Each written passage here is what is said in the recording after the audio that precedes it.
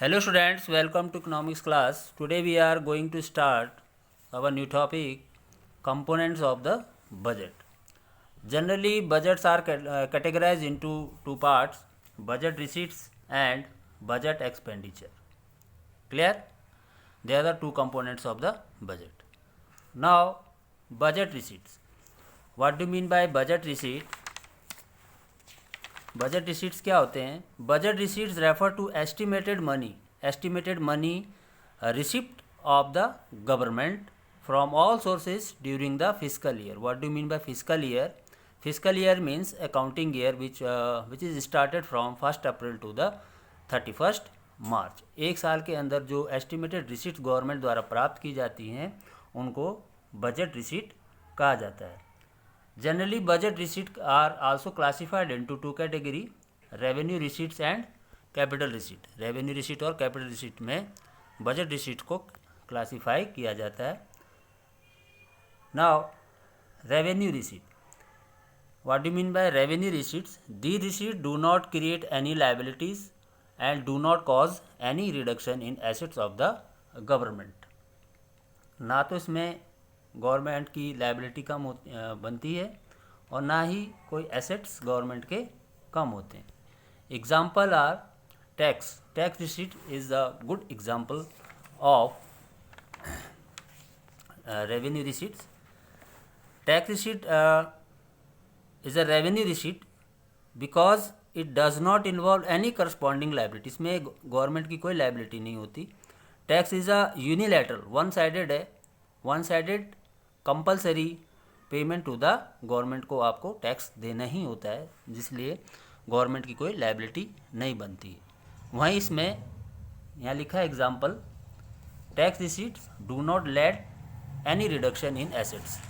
Tax receipt से government की कोई भी एसेट्स कम नहीं होती. Clear?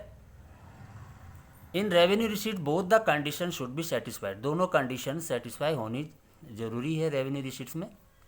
Revenue receipts include which items which are repetitive and routine in nature. Revenue receipts में कौन से आइटम्स इंक्लूड किए जाते हैं जो रिपीटिटिव हो और रूटीन नेचर के रिसीट्स हों. Now revenue receipt are also classified into tax receipts and non tax receipts. Revenue receipts को टैक्स रिसीट और नॉन टैक्स रिसीट्स में क्लासीफाई किया जाता है. First one is tax receipts. Tax receipt refer to receipts from all kinds of taxes. जितने भी प्रकार के टैक्सेस होते हैं उससे जो रिसीट्स मिलती है उसको टैक्स रिसीट कहा जाता है. Like income tax, excise tax and corporate tax, these are the examples of tax receipts.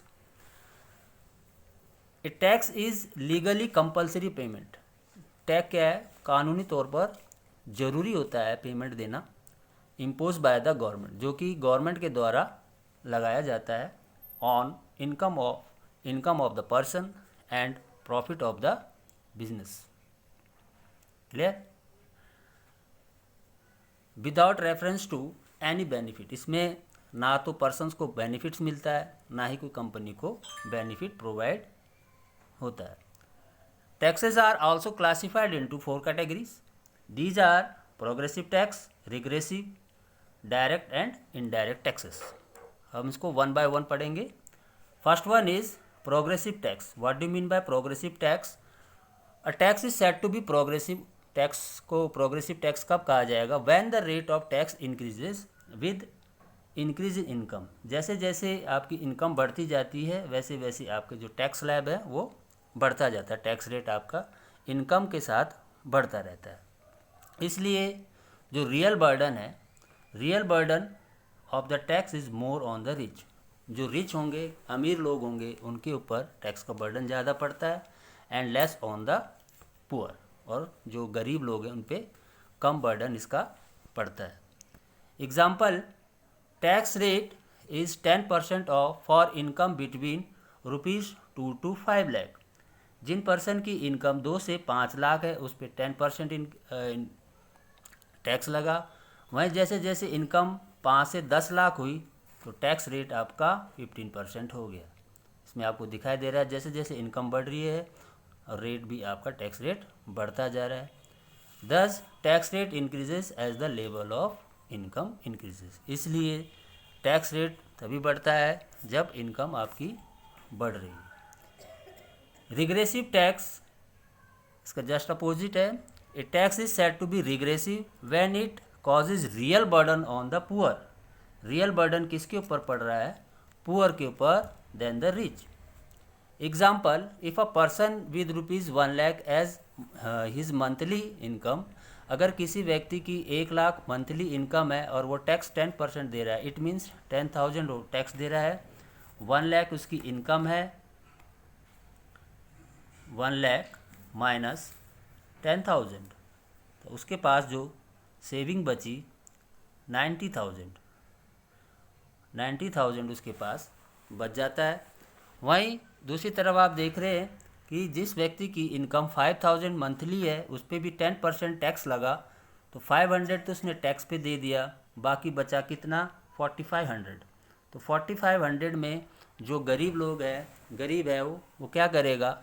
अपनी जो एसेंशियल आइटम्स हैं उसमें कटौती करना शुरू कर देगा, जिससे क्या होगा? उसकी जो डाइट है पुअर डाइट हो जाएगी, जिसके कारण वह बीमार भी पड़ सकता है, पुअर हेल्थ हो जाएगी, स्वास्थ्य उसका कमज़ोर हो जाएगा।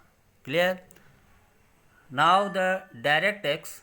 अ direct tax is the final burden of which is borne by the person whom it is imposed। Direct tax में क्या होता है? उसी व्यक्ति पे इसका भार पड़ेगा जो इसको पे करता है। The burden of tax can't be shifted. Direct tax में अपना बर्डन आप दूसरे व्यक्ति पर शिफ्ट नहीं कर सकते। इनकम टैक्स, इसका उदाहरण देखें। Income tax, corporation tax are most appropriate example of direct tax. These are the example of direct tax like income tax, corporate tax. Now the indirect tax. An indirect tax is the final burden किसके ऊपर पड़ेगा? और which can be shifted to other person. Final burden हम दूसरे व्यक्ति पे जो shift कर देते हैं उसको इनडायरेक्ट टैक्स कहा जाता है। GST is an important example of it. GST आपका गुड्स एंड सर्विस टैक्सेस है, ये इसका उत्तम उदाहरण है। Levied on the producer. They are to pay this tax to the government. पहले प्रोड्यूसर ये टैक्स गवर्नमेंट को पे कर देती है, उसके बाद जो प्रोड्यूसर है ये टैक्स किसके ऊपर लगाती है? बायर्स के ऊपर। इसलिए अल्टीमेट बर्डन किसके ऊपर चला जाता है? इनडायरेक्ट टैक्स का बायर के ऊपर। Clear? This is the example of indirect tax. Now non tax receipts. Non tax receipts refer to government receipt. ये भी एक प्रकार का गवर्नमेंट रिसीट्स ही है, non tax receipts. From all sources other than tax. Tax को छोड़ के जितनी भी प्रकार की रिसीट्स होती हैं वो नॉन टैक्स रिसीट्स कहलाती हैं। इसके कुछ उदाहरण देखेंगे आप।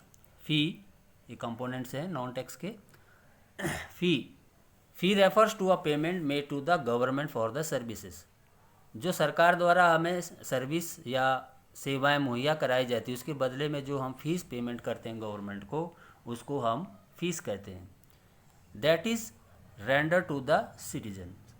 फॉर एग्ज़ाम्पल, जैसे इसमें एग्ज़ाम्पल पासपोर्ट फ़ीस है, कोर्ट की फ़ीस है, land registration fee, birth and death registration fees etcetera. These all are the examples of fees जो हम गवर्नमेंट को पे करते हैं उनकी सेवा के बदले में।